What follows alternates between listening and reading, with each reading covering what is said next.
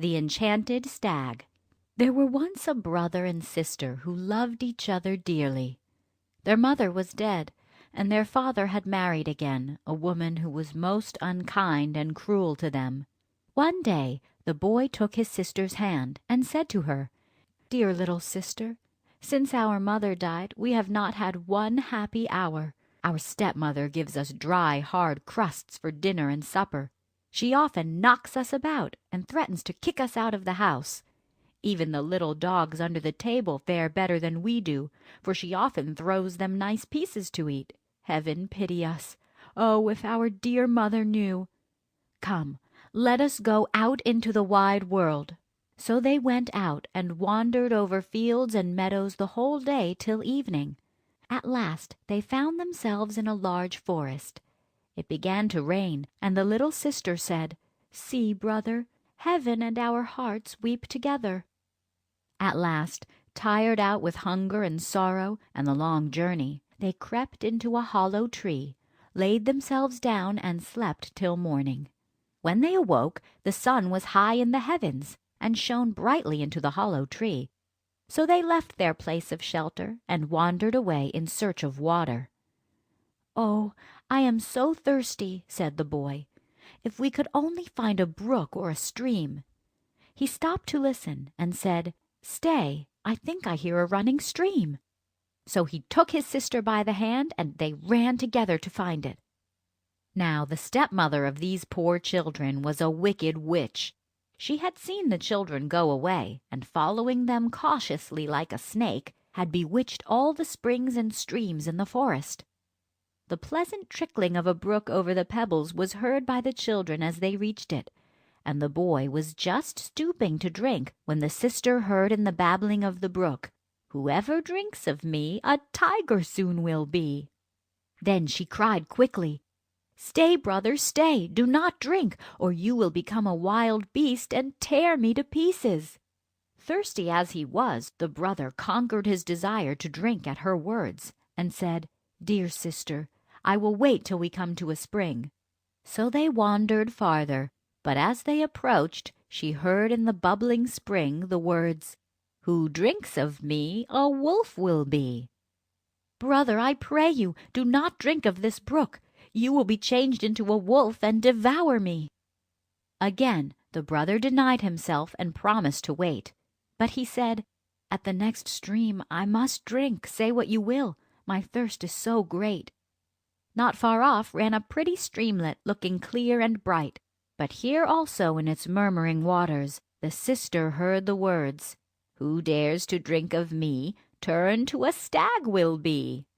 "Dear brother, do not drink," she began. But she was too late, for her brother had already knelt by the stream to drink. And as the first drop of water touched his lips, he became a fawn.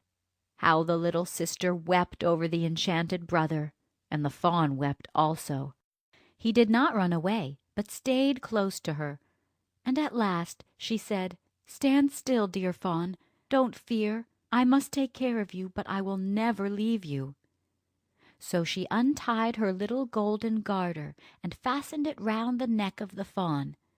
Then she gathered some soft green rushes and braided them into a soft string, which she fastened to the fawn's golden collar, and then led him away into the depths of the forest. After wandering about for some time, they at last found a little deserted hut, and the sister was overjoyed, for she thought it would form a nice shelter for them both.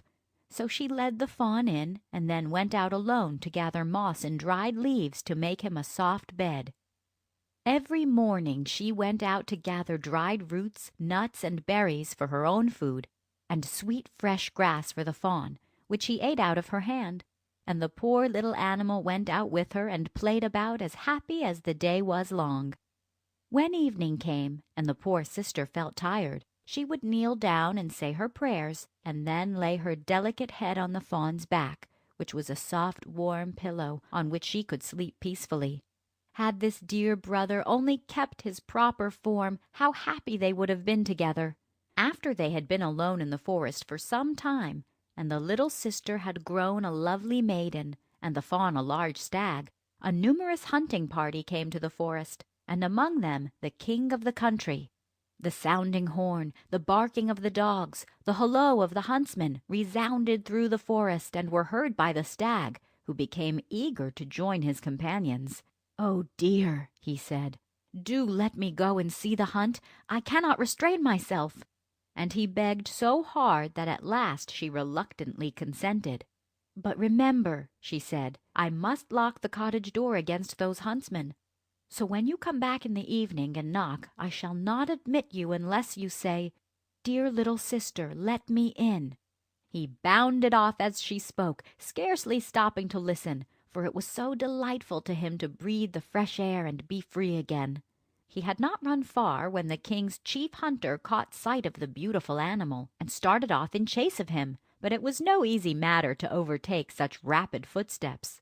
Once, when he thought he had him safe, the fawn sprang over the bushes and disappeared. As it was now nearly dark, he ran up to the little cottage, knocked at the door, and cried, "Dear little sister, let me in." The door was instantly opened, and oh, how glad his sister was to see him safely resting on his soft, pleasant bed. A few days after this, the huntsmen were again in the forest, and when the fawn heard the holloa, he could not rest in peace, but begged his sister again to let him go. She opened the door and said, "I will let you go this time, but pray do not forget to say what I told you when you return this evening." The chief hunter very soon espied the beautiful fawn with the golden collar, pointed it out to the king, and they determined to hunt it. They chased him with all their skill till the evening, but he was too light and nimble for them to catch, till a shot wounded him slightly in the foot, so that he was obliged to hide himself in the bushes, and after the huntsmen were gone, limp slowly home. One of them, however, determined to follow him at a distance, and discover where he went. What was his surprise at seeing him go up to a door and knock, and to hear him say, "Dear little sister, let me in." The door was only opened a little way and quickly shut, but the huntsman had seen enough to make him full of wonder when he returned and described to the king what he had seen. "We will have one more chase tomorrow," said the king, "and discover this mystery." In the meantime, the loving sister was terribly alarmed at finding the stag's foot wounded and bleeding. She quickly washed off the blood, and after bathing the wound, placed healing herbs on it, and said, "Lie down on your bed, dear fawn, and the wound will soon heal if you rest your foot." In the morning the wound was so much better that the fawn felt the foot almost as strong as ever, and so, when he again heard the holloa of the hunters, he could not rest. "Oh, dear sister, I must go once more. It will be easy for me to avoid the hunters now, and my foot feels quite well. They will not hunt me unless they see me running, and I don't mean to do that." But his sister wept and begged him not to go. "If they kill you, dear fawn, I shall be here alone in the forest, forsaken by the whole world." "And I shall die of grief," he said, "if I remain here listening to the hunter's horn." So at length his sister, with a heavy heart, set him free, and he bounded away joyfully into the forest. As soon as the king caught sight of him, he said to the huntsman, "Follow that stag about, but don't hurt him." So they hunted him all day. But at the approach of sunset the king said to the hunter who had followed the fawn the day before, "Come and show me the little cottage." So they went together, and when the king saw it, he sent his companion home, and went on alone so quickly that he arrived there before the fawn, and going up to the little door, knocked and said softly, "Dear little sister, let me in." As the door opened, the king stepped in, and in great astonishment saw a maiden more beautiful than he had ever seen in his life standing before him. But how frightened she felt to see instead of her dear little fawn a noble gentleman walk in, with a gold crown on his head. However, he appeared very friendly, and after a little talk he held out his hand to her and said, "Wilt thou go with me to my castle and be my dear wife?" "Ah, yes," replied the maiden, "I would willingly, but I cannot leave my dear fawn. He must go with me wherever I am." "He shall remain with you as long as you live," replied the king, "and I will never ask you to forsake him." While they were talking, the fawn came bounding in, looking quite well and happy. Then his sister fastened the string of rushes to his collar, took it in her hand, and led him away from the cottage in the wood to where the king's beautiful horse waited for him. The king placed the maiden before him on his horse and rode away to his castle, the fawn following by their side. Soon after, their marriage was celebrated with great splendor, and the fawn was taken the greatest care of, and played where he pleased, or roamed about the castle grounds in happiness and safety. In the meantime, the wicked stepmother, who had caused these two young people such misery, supposed that the sister had been devoured by wild beasts, and that the fawn had been hunted to death. Therefore, when she heard of their happiness, such envy and malice arose in her heart that she could find no rest till she had tried to destroy it. She and her ugly daughter came to the castle when the queen had a little baby, and one of them pretended to be a nurse, and at last got the mother and child into their power. They shut the queen up in the bath, and tried to suffocate her, and the old woman put her own ugly daughter in the queen's bed, that the king might not know she was away. She would not, however, let him speak to her, but pretended that she must be kept quite quiet. The queen escaped from the bathroom where the wicked old woman had locked her up, but she did not go far, as she wanted to watch over her child and the little fawn.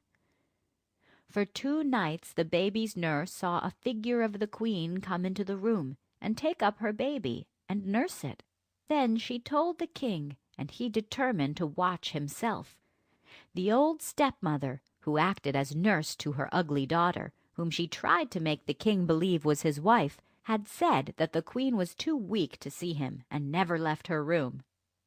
"There cannot be 2 queens," said the king to himself, "so tonight I will watch in the nursery."